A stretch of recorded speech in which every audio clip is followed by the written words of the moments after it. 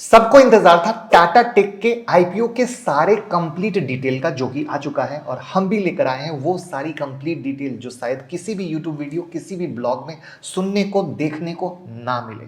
वहां पर जिस तरह से जीएमपी चल रहा है, बम्पर लिस्टिंग गेन के संकेत दे रहा है, और हम पहली बार करेंगे पीयर कंपैरिजन एनालिसिस, जिसे समझ सकेंगे सिर्फ लिस्टिंग गेन नहीं, लॉन्ग टर्म की भी कहानी है या नहीं। और साथ में एक सवाल कि क्या टाटा मोटर जिनके पास शेयर है या टाटा मोटर डीवीआर है या जो बाय करना चाहते हैं, तो क्या आज बाय करके हम टाटा टेक आईपीओ में जो शेयर होल्डर का रिजर्वेशन है, क्या उसका फायदा ले सकते हैं? तो सब कुछ जानने वाले हैं। साथ में शेयर होल्डर कोटा एनालिसिस को भी जानने की कोशिश करेंगे। बहुत सारा यूनिक डेटा लेकर आए हैं जो शायद आपने देखा सुना नहीं होगा। और साथ में पहली बार क्वेरी आ रही थी कि एचएनआई कोटा के बारे में भी बताइएगा, तो सब कुछ डिस्कस करने वाले हैं।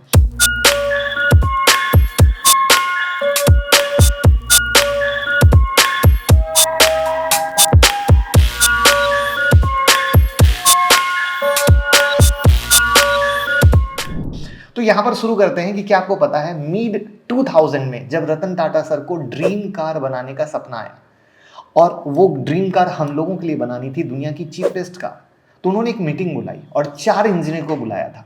और वो 4 इंजीनियर में से कितने इंजीनियर टाटा मोटर से थे और कितने टाटा टेक्नोलॉजी से, कमेंट में बताइएगा। और लास्ट में बताऊंगा ये रियल इंटरेस्टिंग स्टोरी। तो सबसे पहले शुरू करते हैं बिजनेस को क्विकली। जैसा कि नाम से क्लियर है, ये टेक्नोलॉजी प्रोवाइडर है और मोस्टली 4 वर्टिकल में काम करते हैं: ऑटोमोटिव, एरोस्पेस, इंडस्ट्रियल मशीनरी और इंडस्ट्रियल।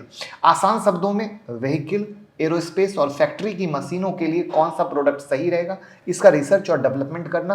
कंपनियों में प्रोडक्ट का मैनेजमेंट के लिए जो सॉफ्टवेयर यूज होते हैं, वो सॉफ्टवेयर सॉल्यूशन भी, ये चीजें ये कंपनी बनाती है। यहां समझना सबसे ज्यादा इंपॉर्टेंट होगा कि किस सेगमेंट से कितना रेवेन्यू आता है, क्योंकि दिखने को तो भौकाली हो जाता है, बट सच में वो भौकाली है या नहीं है। तो यहां पर रेवेन्यू ब्रेकअप का डेटा आपके सामने है, जहां पर सर्विस सेगमेंट में फाइनेंशियल ईयर 2023 के अनुसार 80% सर्विस सेगमेंट से आ रहा है, जिसमें ऑटोमोटिव 70.94% है और अदर 9.05% है।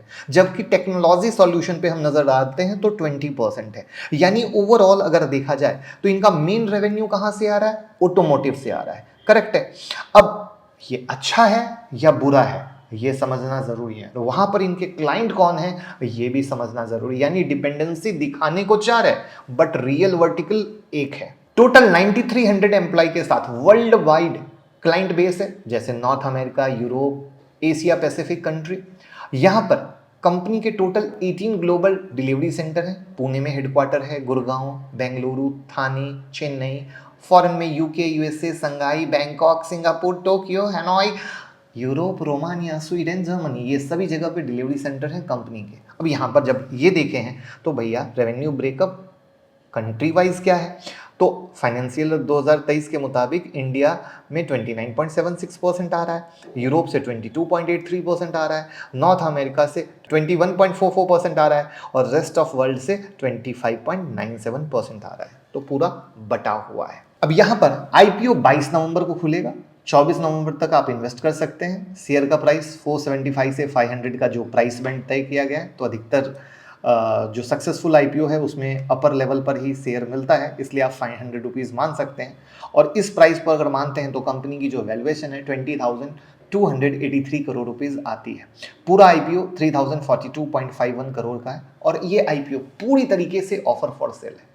अब ऑफर फॉर सेल क्या होता है कि कंपनी कोई नए शेयर जारी नहीं करती, बल्कि जो इनके पहले वाले शेयर होल्डर होते हैं अपनी शेयर को बिक्री के लिए रखते हैं। तो जाहिर सी बात है, जब शेयर होल्डर शेयर बेचेंगे तो उससे मिलने वाला पैसा कौन रखेगा? वही तो रखेंगे ना।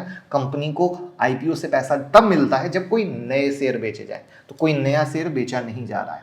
ऑफर फॉर सेल में टाटा टेक की प्रोमोटर टाटा मोटर्स अपने 4.62 करोड़ शेयर बेचेगी, जिसकी वैल्यू 2314 करोड़ है। यानी कि टाटा मोटर्स को इस आईपीओ से 2314 करोड़ मिलने वाले हैं और ये पैसे टाटा मोटर को हेल्प करेंगे उनके बिजनेस ग्रोथ में, उनके डेट को कम करने में, जिसके कारण जब से टाटा टेक आईपीओ आने की बात हुई है तब से टाटा मोटर ने बेहतरीन रिटर्न रिटर्न दिया है, जिस पर मैंने डिटेल वीडियो भी बना दी थी कि आगे आने वाले समय में भी ये कैसे वैल्यू अनलॉक टाटा मोटर को हेल्प करने वाला है। और वो वीडियो नहीं देखी हो as a Tata motor investor, वो वीडियो जरूर देखिए। यूट्यूब मेंबरशिप से नहीं जुड़े हैं तो बहुत मिस्टेक कर रहे हैं, अभी का भी जुड़ जाइए। बहुत ही लर्निंग और अर्निंग की बेहतरीन चीजें मैं आपके साथ वहां पे लाता रहता हूं। बहुत सारे लोग जुड़े हुए हैं, ज्वाइन बटन से ज्वाइन कर सकते हैं और लर्निंग अर्निंग आज से ही बहुत ही स्मॉल फी में शुरू कर सकते हैं। साथ में व्हाट्सएप चैनल पे 34,000 लोग जुड़ चुके हैं, दिल से शुक्रिया। बस जुड़ते रहिए, हर चीज हर अपडेट आती रहेगी। अब आपको एक मजेदार चीज बताऊं कि टाटा मोटर प्रमोटर इस ओएफएस से 68x टाइम प्रॉफिट कमाने वाले हैं, 68 गुना। इसके अलावा कंपनी के कुछ अदर इन्वेस्टर जैसे अल्फा टीसी होल्डिंग 486 करोड़ के शेयर बेचेगी, टाटा कैपिटल ग्रोथ करीब 243 करोड़ के शेयर बेचेगी। अगर होल्डिंग पैटर्न देखते हैं तो टाटा मोटर्स के पास 72.48% होल्डिंग है, अल्फा टीसी होल्डिंग के पास 8.96% की है, टाटा कैपिटल के पास 4.48% की है। और ये तीनों कौन है? मेजर शेयर होल्डर है। बाकी शेयर एम्प्लॉय और अदर एसोसिएट कंपनी के पास है।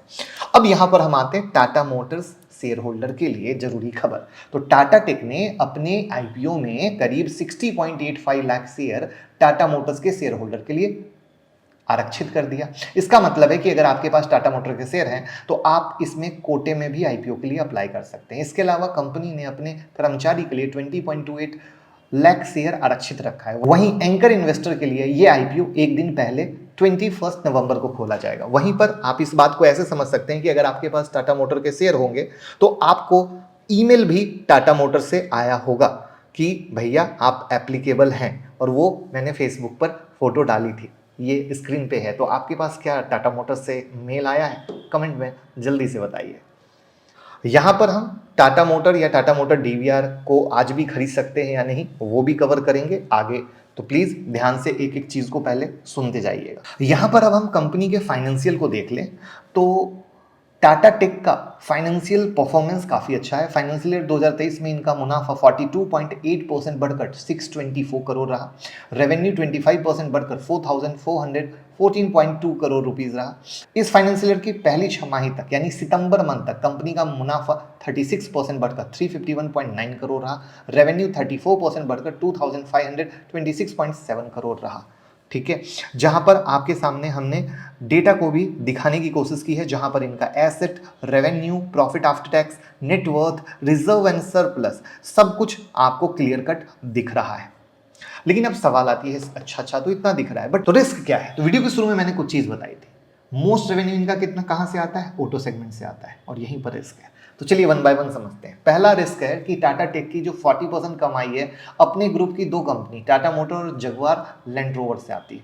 और यही वजह है कि अधिकतर रेवेन्यू आने का नुकसान ये है कि अगर इन कंपनी को किसी मुश्किल का सामना करना पड़ा तो टाटा टेक का प्रदर्शन बिगड़ जाएगा। जैसे आप समझो, जिस समय टाटा मोटर अपने वर्स्ट टाइम को जी रहा था, उस वर्स्ट टाइम में टाटा टेक के लिए भी बहुत ही बैड टाइम फ्रेम था। इसको कभी मत भूलिएगा, एक गांठ बांध के रख लीजिए। देखिए दूसरा रिस्क क्या है? मैक्सिमम रेवेन्यू कहां से आ रहा है? ऑटोमोबाइल सेगमेंट से आ रहा है, वहां की कंपनी से आ रहा है।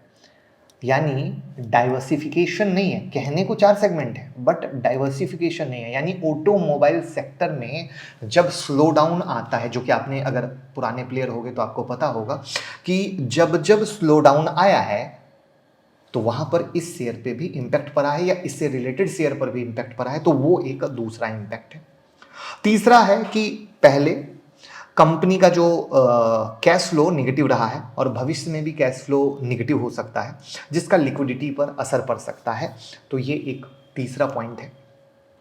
अब यहां पर आते हैं पीयर कंपैरिजन पे। बहुत यूनिक एनालिसिस है, जहां पर एज पर जो इन लोगों ने डीआरएचपी फाइन की है, केपीआईटी टेक्नोलॉजी, एलएनटी टेक्नोलॉजी और टाटा एलेक्सी को इन्होंने अपना कॉम्पिटिटर माना है। तो 3 इनके कॉम्पिटिटर हो गए। तो वहां पर कुछ पैरामीटर लेकर आया हूं जो ऑलवेज देखना चाहिए। वैसे तो बहुत सारे हैं बट बात कुछ ही करूंगा जो इंपॉर्टेंट है। उसमें आपके चार्ट पर दिख रहा है रेवेन्यू। अब रेवेन्यू क्या? तो revenue is the money generated from normal business operation. Normal business operation से जो पैसा जनरेट होता है वो रेवेन्यू होता है। और in term of revenue, highest revenue financial year 2023 का रिपोर्ट किया एलएनटी टेक्नोलॉजी ने, और उसके बाद किया टाटा टेक ने। ध्यान से। अब दूसरा यहां पर जो हमारा पैरामीटर आपके लिए है वो है प्रॉफिट का। प्रॉफिट क्या है? बिजनेस एक्सपेंस को देने के बाद जो बचा वो प्रॉफिट है। और यहां पर L&T टेक्नोलॉजी सर्विस क्या है, फिर से टॉप पर है और टाटा टेक थर्ड पर है। तीसरा पैरामीटर है एबिटा का, जिसका फुल फॉर्म है earning before interest tax depreciation और एमोर्टाइजेशन। अगेन यहां पर सबसे ज्यादा LTTS का है और थर्ड नंबर पे आता है टाटा टेक। पी रेशियो पे देखते हैं तो प्राइस टू अर्निंग रेशियो का अर्थ क्या है, सिंपल, इन्वेस्टर को स्टॉक मार्केट से 1 रुपया कमाने के लिए कितना इन्वेस्ट करना पड़ेगा, और यहां पर टाटा टेक 32x पर है और ये सबसे सस्ता है अपने कॉम्पिटिटर के हिसाब से, जो सबसे अच्छी बात है। नेक्स्ट हमारा पैरामीटर है ईपीएस, जो एक नंबर है, बताता है कि एक फिक्स टाइम इंटरवल में कंपनी अपने प्रत्येक शेयर पर कितने रुपए का प्रॉफिट बना रही है। और इन्वेस्टर के लिए ईपीएस एक बहुत इंपॉर्टेंट पैरामीटर है जो कंपनी के अर्निंग पावर को बताता है, और जिस कंपनी का अर्निंग पावर जितना ज्यादा, उस कंपनी की शेयर की प्राइस उतनी ज्यादा तेजी से बढ़ सकती है। और as per data KPIT take का 14.10 है और उससे अच्छा टाटा टेक का है 15.38, बट बेस्ट में टाटा एलेक्सी एंड LTTS है, राइट। तो इस तरीके से अगर आप देखो तो पी वाइज डेफिनेटली अट्रैक्टिव है टाटा टेक, जिसमें कोई डाउट वाली बात नहीं है। बट अगर अदर पैरामीटर पे देखते हैं तो LTTS और इसका अपना ही भाई टाटा एलेक्सी बहुत तेजी से बहुत आगे है, राइट। तो कैसी लगी ये पीयर एनालिसिस, जो आपको एक रीजन दिया समझने का कॉम्पिटिटर को, इसी के खुद के भाई को, कमेंट में बताइएगा और वीडियो को लाइक करके मोटिवेट तो कर दीजिए। अब हम बात करते हैं वेरियस शेयर होल्डर कैटेगरी की, जो जानना बहुत ज़्यादा ज़रूरी है, क्योंकि जिस तरीके से जीएमपी चल रही है, लोगों का थॉट प्रोसेस चल रहा है इसमें इन्वेस्टमेंट करने का, वो आपको समझना ज़रूरी है। और उसके बाद बात करेंगे टाटा मोटर, और टाटा मोटर डीवीआर वाले अप्लाई कर सकते हैं या नहीं। तो यहाँ पर देखिए, जब रिटेल कोटा से आप जा रहे हैं तो 1 से 13 लॉट का रेंज है, 15,000 रुपये का मिनिमम इन्वेस्टमेंट है और मैक्सिमम अमाउंट आपका 1,95,000 लग जाएगा। एम्प्लॉय से जब आप कैटेगरी से जाएंगे तो 1 से 33 लॉट का रेंज है, मिनिमम 15,000 और 4,95,000 मैक्सिमम है। शेयर होल्डर से जाएंगे तो 1 से 13, चूंकि प्राइस में कोई डिस्काउंट नहीं है तो 15,000 का 15,000 और 1,95,000, क्योंकि Tata motor share holder, Tata motor DVR share holder. अगर आप HNI quota, small HNI quota से जाते हैं तो 14 से 66 लॉट आप अप्लाई कर सकते हैं, मिनिमम 2,10,000 रुपये और मैक्सिमम 9,90,000 रुपये का है। और HNI कोटा से जाते हैं तो 67 जो हमारा मिनिमम है, उससे ऊपर आप जहाँ जाना चाहें तो वहाँ पर आपका मोटा मोटा 10,05,000 रुपये का इन्वेस्टमेंट आएगा, और ऊपर का तो अलग ही कहानी है। तो इस तरीके से ये कोटा है, आप अपने हिसाब से चुन सकते हैं जिसमें आप जाना चाहें, जिसमें आप पसंद करते हो। वैसे आप इस बार किस में अप्लाई करने वाले हैं, नॉर्मल रिटेल कैटेगरी या HNI कैटेगरी, जीएमपी को देखते हुए मुझे भी बताइएगा। अब यहाँ पर देखिए, सवाल ये आता है कि टाटा मोटर और डीवीआर शेयर होल्डर क्या आज शेयर खरीद सकते हैं, क्योंकि खुल तो आगे रहा है, तो क्या हमें बेनिफिट मिल जाएगा। तो देखिए, आज अप्लाई नहीं कर सकते हैं। जिनके डीमेट में 13 नवंबर को, यानी 13 नवंबर तक, चाहे वो टाटा मोटर या टाटा मोटर डीवीआर का शेयर था, वो इस कैटेगरी में जा सकते हैं, राइट। और इसीलिए मैंने वहाँ पर वो मेल दिखाया था कि कंपनी ने क्या किया, जो शेयर होल्डर हैं उनको मेल देना शुरू कर दिया। तो ये एक लॉ होता है, एक नियम होता है, तरीका होता है।